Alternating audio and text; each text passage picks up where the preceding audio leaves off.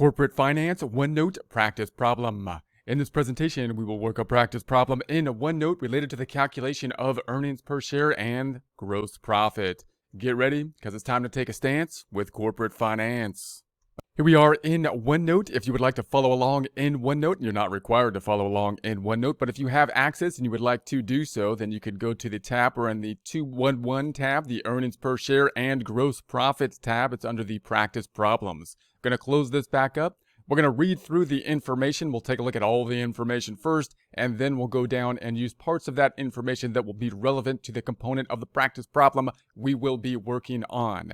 Now, just a quick intro to this. As we go through these practice problems, we will do so in a format like this, presentation format. We'll also do them in Excel. Highly recommend doing them in Excel as well, to work through them in Excel, learn Excel. These are great problems to be working through Excel with as well. We won't be doing Excel here. We'll just be going through the presentation of just the calculations that we will be taking a look at. Also note that when you think about corporate finance, we're going to have a lot of overlap if you take an accounting and corporate finance. There's going to be accounting, corporate finance. There's a lot of overlap because they're looking at the same kind of financial data. The difference typically is, or some of the differences will be, that the accounting is built in on or focusing in on creating the financial statements. Therefore, we focus in on the building blocks a lot more, which are going to be the debits and credits. So we learn a lot about the debits and credits and how to use those to create the financial statements. From a corporate finance perspective, we're often taking the end result. The focus is kind of more at, we already have the numbers, we got the end result of the numbers. We're going to use that to make analysis, which includes a lot of ratio analysis, in order to make decision-making processes based on the accounting information that we have.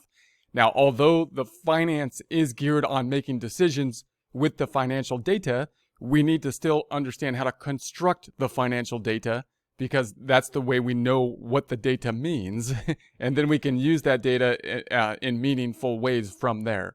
So some of what we'll do is we'll still do some of the basic creation of the balance sheet, and what is a balance sheet, what's an income statement, what are the financial statements, what's a statement of cash flows, but we will focus less on the debits and credits and more on creating them, and we'll look at them in terms of a double entry accounting system still, but we'll lean more towards assets equal liabilities plus equity, or assets minus liabilities equals equity, meaning we'll look at it from an equation standpoint rather than debits and credits. And that's can be easier and more difficult because there's a reason there's debits and credits in accounting. When you make the financial statements, debits and credits make it easier to do so. However, you have to learn debits and credits to do that. So by not learning, by kind of focusing less on debits and credits, or removing debits and credits for the most part, and thinking about things in terms of an accounting equation, you don't have to learn the debits and credits in that way, but then you got to build things in a way that is not quite as efficient than if you have the debits and credits to build them. So that's just some of the differences. What we'll do here is we'll start to build up on these calculations then. We'll start some basic calculations, and then we'll expand on them, and then discuss where these calculations, where we're going to get these numbers, expanding on components of the financial statements, including the balance sheet, income statement, and statement of cash flows. And as we do so, we'll kind of grow out from there. So we'll start off with some basic calculations, and including the earnings per share, which is a basic kind of calculation that we would want to know in finance, and then the gross profit calculation, two basic calculations, and then we'll expand from that point. So what we have in terms of the data, 2000 X1, earnings after taxes. This is something that would be coming from the income statement. So we're thinking bottom line on an income statement, or performance type of statement, earnings type of statement. And then we have 2000 X2, shares outstanding. So when we think about shares outstanding, we're thinking about the ownership of a company. So when dealing with corporate finance, we're typically focusing in on the business entity type of a corporation, although many of these calculations can apply to any type of business entity, a sole proprietorship or partnership as well, but we're focusing in on corporations. Therefore, we have to wrap our minds around what it means to own the corporation. Who are the owners of the corporations? The stockholders. The stockholders are going to be the owners of the corporation. How does that work? Well, the corporation issues stock in order to generate capital in the corporation, giving basically the ownership of the corporation, which includes typically voting rights to the corporation and a claim to the earning potential of the corporation, and that's going to be the stocks. So therefore, the people that own the stocks are going to have voting rights over the corporation, and they will then be considered the owners of the corporation. Now remember, when you issue the stock out, that it doesn't mean if you issued 1,000 stock, it doesn't mean there's 1,000 owners. It means that there's 1,000 stocks and one person could own multiple stocks. So the beauty of the stocks, the reason it's so nice to have this in a corporation, is because they have standardized the units of ownership. So now we have a unit ownership, which is standardized, kind of like currency, kind of like dollars. It's a standard unit of ownership, basically the stocks, so that they're easy to buy and sell, easy to issue from the corporation, and they're easy to trade on, say, another market, on the market, because of that standardization. So that's what the stocks are. So now that we consider, okay, the people that own the stocks are going to be the people that own the company, we could start to think about some common type of relationships between the earnings and the stockholders. So now that we have a standard unit of ownership, a stock, one share of stock, we can look at the earnings per share. And that would be a basic type of calculation. How well is this company doing? Earnings compared to the number of shares that are out there. So for that information, we're going to have the 2000 X1 earnings after taxes. That's going to be the income statement account. That'll be the net income. We'll talk more about creation of the income statement later. 2000 X2 shares outstanding. This is the number of shares that have been issued. So this is the number of shares, 311. That doesn't mean that there are 311 people again. It means that that's how many shares are out there, and one person could own multiple shares, all shares having the same kind of value or the same characteristics to them. They're standardized shares. And then on 11X2 issued new shares of 31,000, and then in X2 earnings after taxes increased by 25%. Okay, so let's take a look at our earnings per share calculation for 2000 X1. We got the 2000 X1 earnings after taxes. That's going to be our basically net income number on the income statement. And then we're just going to take our shares outstanding and we'll divide them out. So we also want to remember as we work through these problems that we're going to have to be dealing with rounding all the time here because these numbers don't always work out to be perfect. So we will typically round them. If you're looking at a book problem, you want to make sure that you are rounding them to whatever they ask you to round them to and be specific on that, because some books will be kind of tricky and they'll change the answers or the multiple choice based on how far you went out in terms of rounding. In practice, of course, you just want to round it to a point that is going to be relevant to the decision making. And because these are kind of estimates, as we're trying to think of statistics and ratios to make judgments, they're not perfect, right? We want to find something that's going to give us a reasonable estimate of what is going on so that we can make good decisions based on that information. So we got 1070000 earnings net income divided by 311,000 and that's going to be, if I make this larger, we've got the 3.44051. If we round that, we typically round it to 2 decimals, 3.44. 3.44. So if the company earned 1,070,000, there's 311,000 shares, then we're going to say each share, if we allocate the earnings to these equal shares that are out there, we can say, well, each share had an earning of $3.44. Now, that doesn't mean that they're going to get paid the $3.44. If you have a share, of course, of the stock, doesn't mean you're going to get a dividend, which is the payment out from the company of the $3.44. So you might say, well, what significant is that number if I'm not going to get that in cash for my ownership potential? I mean, if the company made 1,070,000 and I own a share, why wouldn't they pay me out the $3.44?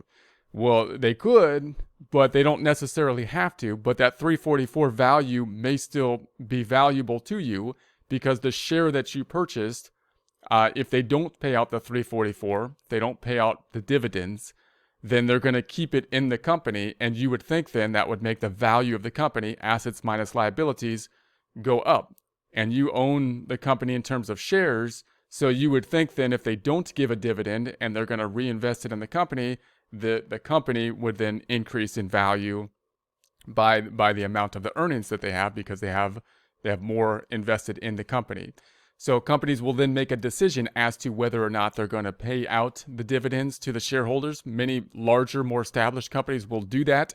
Growing companies that need more capital will also often keep the dividends in order to hopefully increase earnings in the potential, and that's going to be the trade-off that basically investors make. So whether the dividend is being paid out or not, this is a relevant type of calculation to kind of give some value to the company as comparison to the owner. Also note, you might say, well, can't I as the owner compel the company to give me the 344?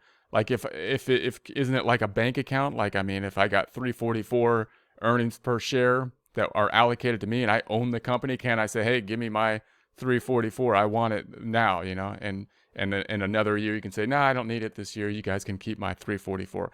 You can't really do that with the corporate stock, because notice that if you're talking about a publicly traded company, your one share is going to be very little in terms of the total voting power, and you can't treat the shares differently. That's the point of them being standardized shares. Therefore, if the company declares a dividend to go out, they can't just pay one person. One owner can't just get paid a dividend, and another owner cannot.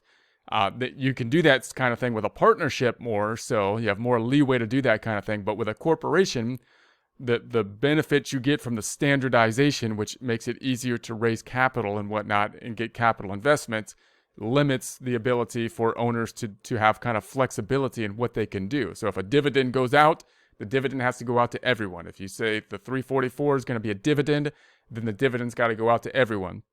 And how does that happen? Well, management needs to decide on that. How do they get that decision? Well, the shareholders get to vote on the board of directors, who then have management. Then they hire management, and then they make these decisions. But if you're just one stockholder in a publicly traded company, obviously you have very little control over the dividends that will be going out. So if you own a lot of stock, then you may well be able to compel them. If you own over 51% of the stock, you may well be able to compel them, because then you have the voting power to do so. But for the most part, you don't have the power to tell them directly, or one stockholder certainly does not, to do so. But the number of the 344 earnings per share is relevant even still. So earnings per share is going to be the earnings after taxes divided by the shares outstanding. Let's take a look at comparison for 2000x2 then. We said in 2000x2 let's see what happened in 2000x2. That the earnings went up by 25%. So earnings went up by 25%. So we had before, a couple ways we can calculate this. We had 1070000. If we multiply that times 25%, 0.25, we get 267,500. If I add that then plus the 1070000, that gives us the 13375. Now, I can do that a bit faster by adding 125%, or multiplying times 125%. 100% plus 25%, which would be 1070000 times 1.25. And that's going to get us to that 1337500. So scrolling down, that's going to be our earnings now. If we say the shares outstanding, they said here on the shares outstanding, they purchased another 31,000 shares. So we had outstanding 311000 plus 31,000 shares. Also note that when they issued new shares, these are new shares being issued from the company. Doesn't always happen, because the company's not going to be issuing shares all the time, although shares could be traded all the time. And that's another thing we just want to kind of wrap our minds around. If you look at the stock exchange, you're going to say, hey, look, shares are selling all the time. These companies are just selling shares all the time. That's not really what's happening, because they issued the shares, but most of the shares you buy in the stock market, you're buying from other people. People are buying and trading shares that have already been issued. So the money that you're paying isn't going to the corporation. If you're buying stocks, it's typically going to somebody else who owned the shares. And the fact that the shares are all even units of measure makes that trading very easy to do. And that's why there's such a high volume of trading, or one big reason there's a high volume of trading. So just realize that the stocks that are being traded aren't all coming from vast majority aren't coming directly from the company when these transactions are happening, but rather they're being traded amongst investors, amongst themselves. So that's going to be the 342,000. If we divide that out, we're going to say, all right, now we have the 1,337,500 divided by the 342,000, and that's going to give us this big number that is larger than my calculator again. That's going to be 3.91, about 3.91 per share that we have there. So last time we had 3.44 per share, and this time we got 3.31 per share. So the earnings per share has gone up, which is nice. Doesn't mean the dividends are going to go up. Doesn't necessarily mean the stock price is going to go up, but it would be an indication that you would think it kind of would, because remember, the stock price is going to be based on the market perception of many different things. So this is one factor that we would take into play. And what we want to do from a finance perspective, whether we're making internal decisions or whether we're looking at it from an investing standpoint, is use these kind of ratio analysis and comparisons and comparing, to prior data, to the economy, to other companies, and be able to get a picture of what's going on, get a mindset of what decisions we want to make based on that information. There's no one calculation that can do that. We have to basically put together a range of stats and that give us a picture. We want to look at things from a bunch of different angles and then think about what we want to do depending on whatever it is that we're looking into, whether we're making decision makings from internal to the company or whether we are making financial or investment decisions outside the company. Okay, another common calculation we're going to have is the gross profit calculation. So let's calculate gross profit. This is going to lead towards us. Notice with this earnings per share calculation, we have the earnings, which is basically the net income. That's going to be from the income statement that we're going to be taking that number from. So now we're going to start to construct the income statement. Where does the income statement come from? Where does that number come from? Well, we're going to start to take pieces of the income statement, and then we'll get to working until we get to actually putting together an income statement. So the first part of the income statement is going to be the gross profit calculation. This would be a multiple step income statement, meaning the income statement in essence can be broken down to simply revenue minus expenses, basically money coming in or revenue earned on an accrual basis minus expenses. But we want to break it down in more detail than that typically. Typically revenue, we usually just do one thing or one type of thing. So we don't usually have a lot of different revenue type of accounts, because the point of the business is we specialize. We focus on something that we do that well. And hopefully we make more money than we would that we spend on the expenses, but we specialize on what we do to make money, and then we pay for everything else.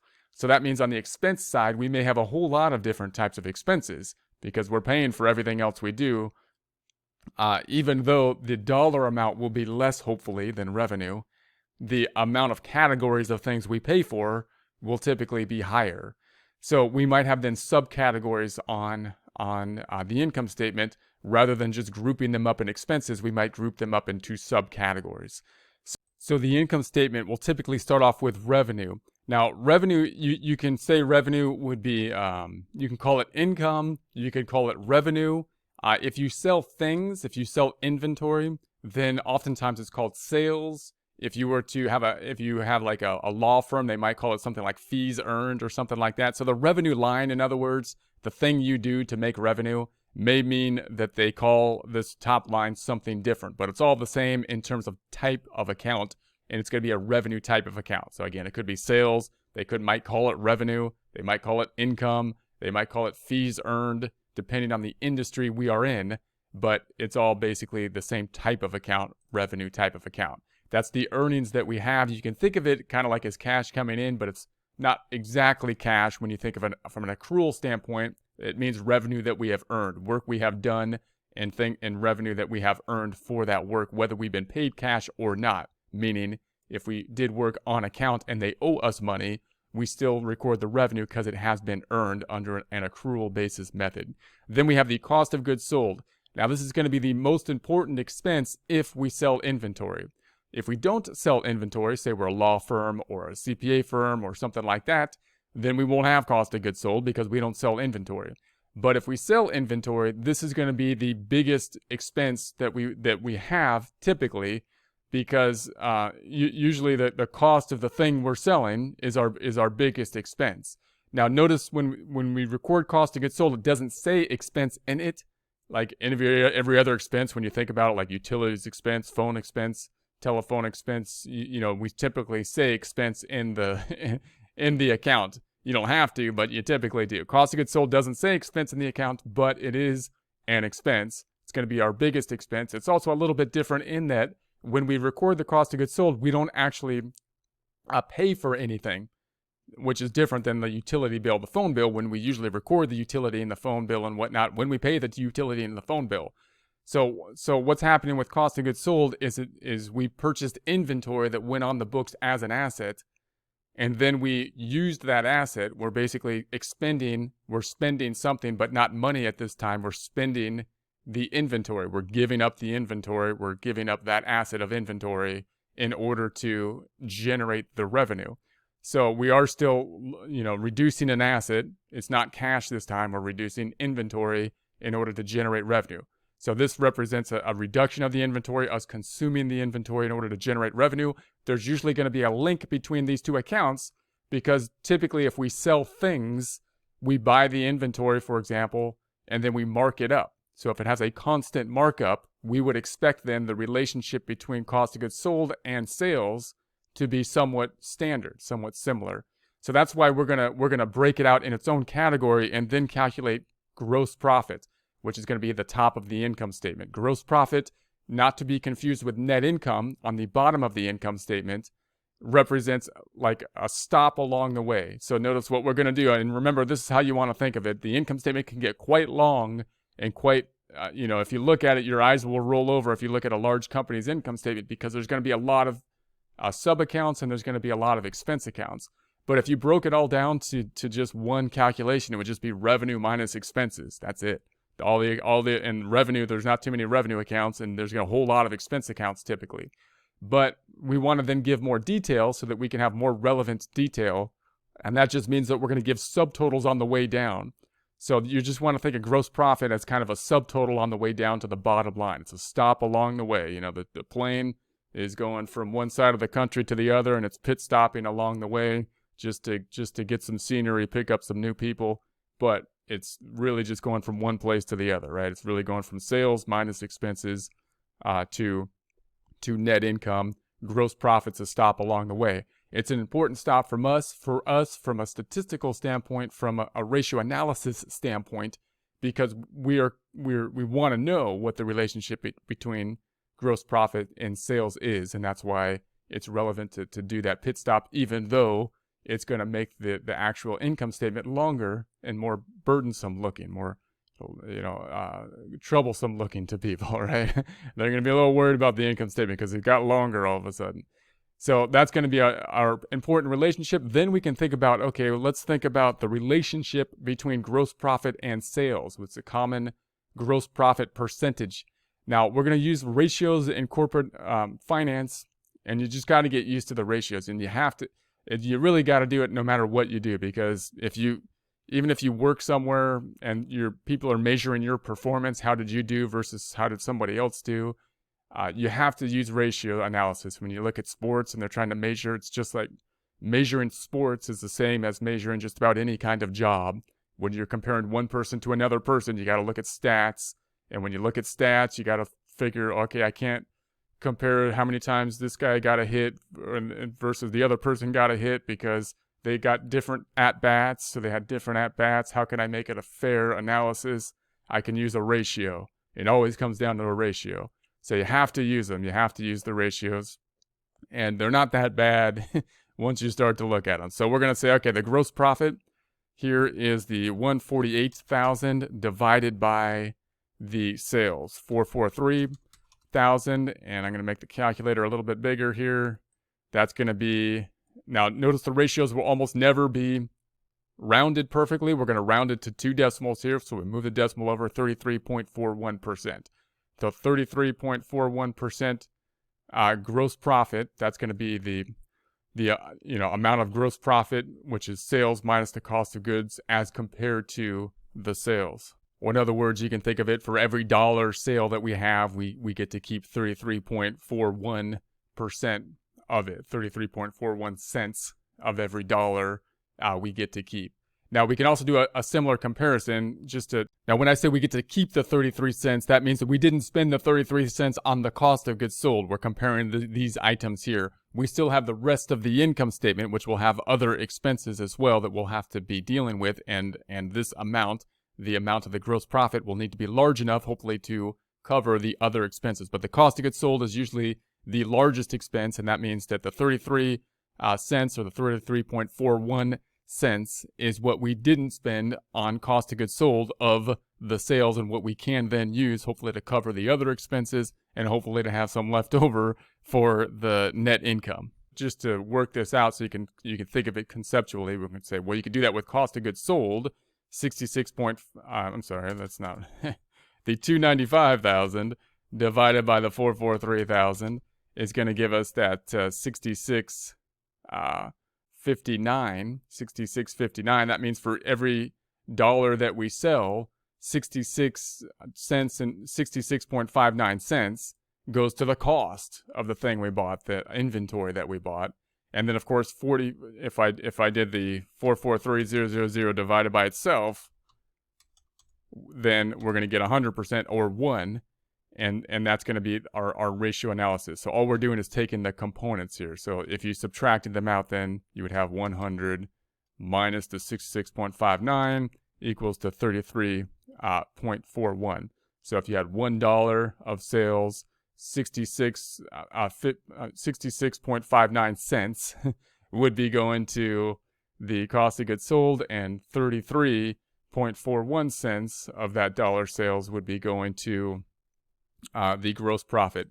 And this relationship will be somewhat standard typically if we have a standard markup on what we sell. So there could be variances and changes in what we sell, and we might sell multiple different types of things. But you can see this relationship will be somewhat standard.